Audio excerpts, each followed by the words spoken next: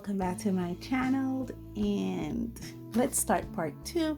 Let's get those disclaimers out of the way before those people who didn't see the part 1 to this. I should link that in the description below, but let's get to the part 2 and let's hop into it. But first, let's get those disclaimers out of the way. Of course, before I get started, I do have those disclaimers to get out of the way. I live near a major highway here in the country of Belize, so you will hear those motor vehicles in my background. Where I live, there's also a lot of wild birds. You may hear them calling, chirping, and crying in the background.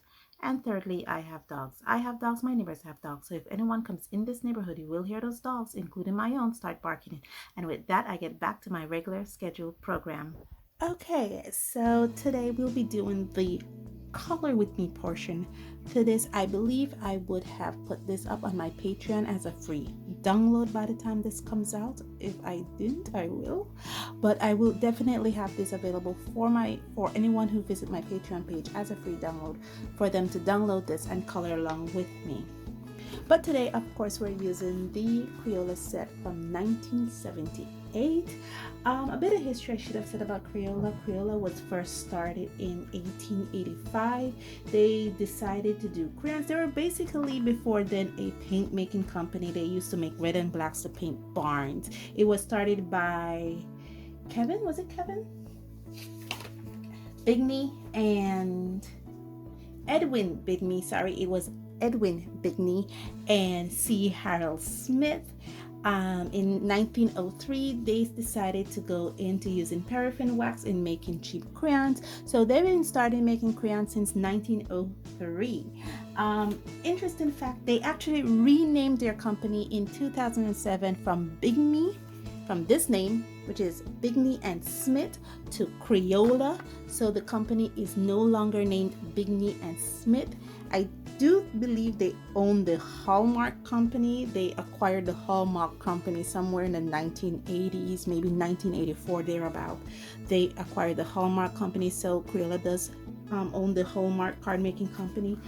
And now they're no longer using Bigney and Smith. So if you have any crayons in your collection, maybe your mom or your grandma have any crayons in their Crayola collection with the name Bigney and Smith, it's actually an older crayon because they're no longer going by that name. Now that we've got that bit of history out of the way, let's hop into the color with me session. Of course, I'll be doing these color with me session with the pally sticks. I'm going to be taking these out. I'm thinking of dismantling this box because really and truly there's nothing on this box that can authenticate it to being from 1978. I mean, it does have a patent number somewhere here, but as you can see, it's all been wiped out. It does have the Bigney and Smith Inc. Incorporated, Pennsylvania. There's nothing that says .com. I tried Googling the barcode, but that was of no use. So I'm thinking I'm just gonna dismantle this box because it's not really a collectible anyway, and just put the crayons along with my crayon collection.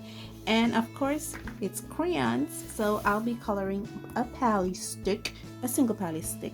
And yeah, I'm just enjoying doing these crayon collections with pally sticks. So now that I've blabbered on enough and I've took my crayons out, let's hop into it.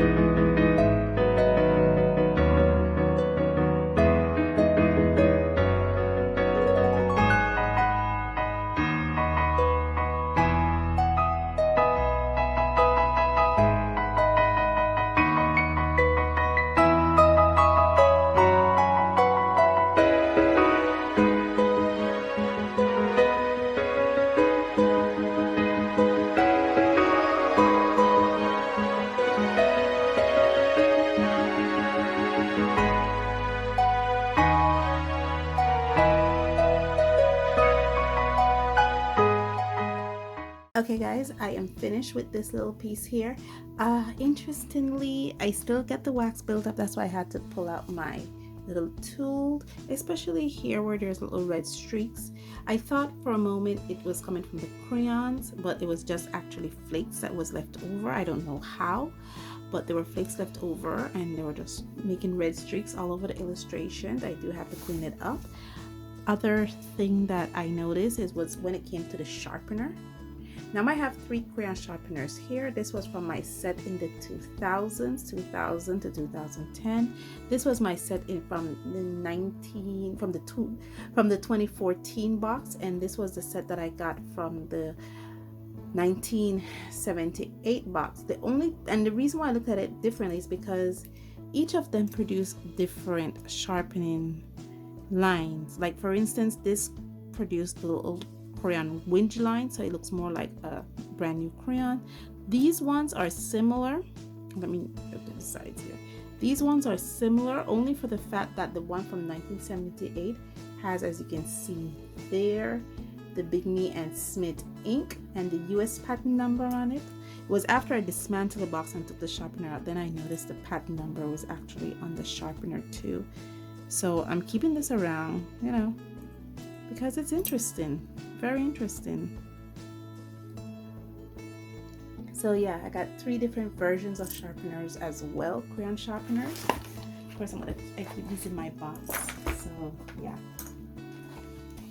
But yeah, all in all, I think my exploration in crayons is officially finished now. That I've experimented with crayons that are very old, at least 48 years old. Are they 48? 44? 40? They're old crayons. And all in all, it was a lot of fun just feeling these crayons out. As you can see, the majority of them were quite new and unused, and that's why I chose that box. And all in all, guys, it was a fun exercise. It was a fun experiment working with these crayons. I enjoyed. I might consider working with crayons again for an upcoming challenge, but of course that will be in 2022, not right now. I think I've exhausted crayons. And all in all, guys, it's been fun. The month of the crayon was fun. Working with these crayons has been fun. Working with different types of crayons were fun, especially the watercolor crayons. And all in all, the month of the crayon was a great experience. Thank you guys so much for joining me on this journey, and as always, stay safe, stay blessed, and I'll see you in the next one. Bye.